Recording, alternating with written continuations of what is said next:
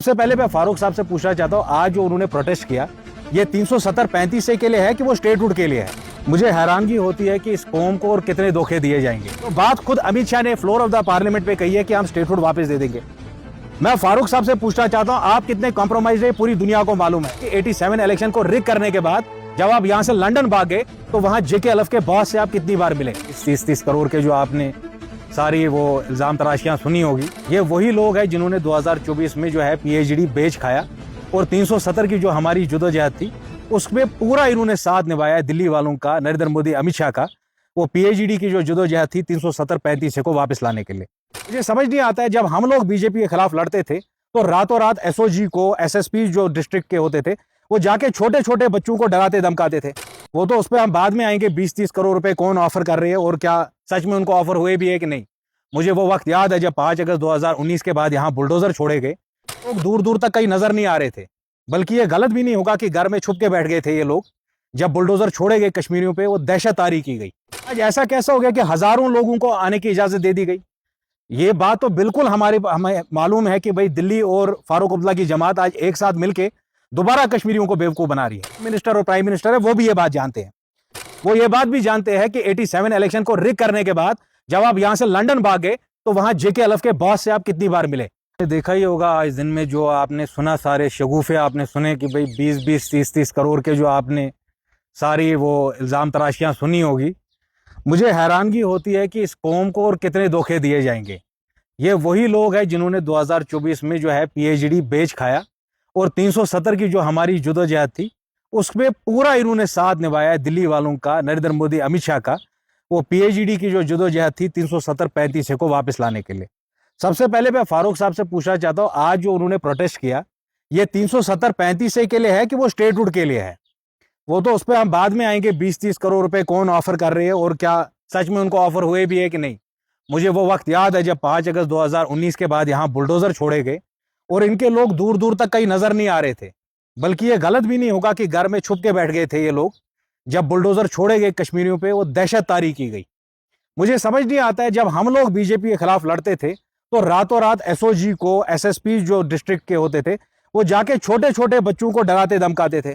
आज ऐसा कैसा हो गया कि हजारों लोगों को आने की इजाजत दे दी गई।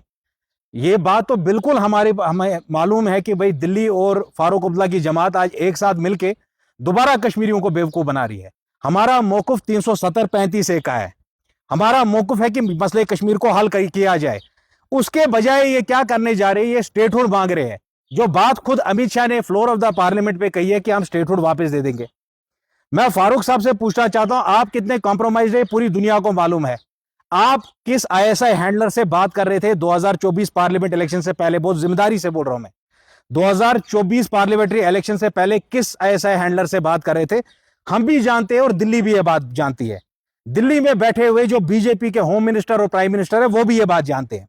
वो ये बात भी जानते हैं कि 87 इलेक्शन को रिग करने के बाद जब आप यहां से लंदन भाग गए तो वहां जेके अलफ के बॉस से आप कितनी बार मिले, अमानुल्लाह खान साहब से कितनी बार मिले। वो ये भी जानते हैं 94 में जब जेके अलफ ने सरेंडर किया उसके बाद कितने जेके अलफ के मिलिटेंट आपके घरों में होते थे।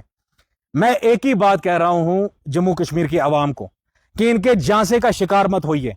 ये वही लोग हैं, इनके सारे राज जो है वो दिल्ली के सामने आया है। दिल्ली जानती है नारबल तुल नर्सरी स्कैम में इन्हें क्या किया है। दिल्ली जानती है जेकेसीए स्कैम में इन्हें क्या किया है। अगर कहने का मतलब यह है कि अगर दिल्ली चाहे just on the basis of abetting terrorism, जो यहां पर मिलिटेंसी हुई और जो मिलिटेंट इन्होंने अपने घरों में पाले हुए थे जेकेएलएफ के, वो दिल्ली बखूबी जानती है वो कौन कौन मिलिटेंट फारूक अब्दुल्ला के किस एमएलए के घर में होता था। तो दिल्ली कल अगर चाहे तो वो हुकूमत गिरा देंगे उमर अब्दुल्ला की on the grounds of abetting terrorism. उनको तो किसी एमएलए को खरीदने की जरूरत नहीं है। और आपको लगता है इनके एमएलए को खरीदने के लिए कोई 20-30 करोड़ रुपए देगा?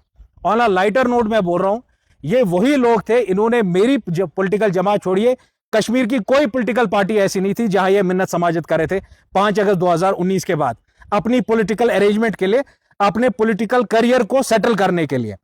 मैं एक ही बात जम्मू कश्मीर के लोगों से कहना चाहता हूं, हमारा मौकुफ है कि 370-35 से वापस लाया जाए। इस हुकूमत को वोट मिला। आज अगर उमर अब्दुल्ला चीफ मिनिस्टर है, एक बात पे मिला, उन्होंने कहा कि हम प्री 53 स्टेटस लाएंगे, हम जी सदर रियासत प्राइम मिनिस्टर का ओहदा वापस लाएंगे, हम जी 370 और 35 को बहाल करेंगे। आज उसके बदले वहां जाके प्रोटेस्ट कर रहे हैं स्टेटहुड के नाम पे। ये एक धोखा है। दिल्ली जो काम खुद करना चाहती थी वो फारूक अब्दुल्ला के साथ मिलके किया जा रहा है। तभी ये जो आज ग्रैंड प्रोटेस्ट, मैंने कहा 5 अगस्त के बाद बहुत सारे प्रोटेस्ट हमने भी किए, रातों रात इनके एसओजी, इनके जो पुलिस के बड़े एहलकार हैं, इंटेलिजेंस के ऑफिसर्स जा जाके छोटे छोटे बच्चों को डराते थे। आज कैसे इजाजत दे दी इन्होंने हजारों लोगों को वहां जमा होने के लिए? इस बात का जवाब हमें प्राइम मिनिस्टर नरेंद्र मोदी और अमित शाह भी कह दें। वो कश्मीरियों के साथ ये मजाक करना बंद करें। और मैं दोबारा फारूक अब्दुल्ला को कहना चाहता हूं कि वो ना समझे कि वो 370 और 35 ए को बेच पाएगा। हमारा मौकूफ 370 और 35 ए को वापस बहाल करने का है, स्टेटहुड का नहीं है। बहुत बहुत शुक्रिया।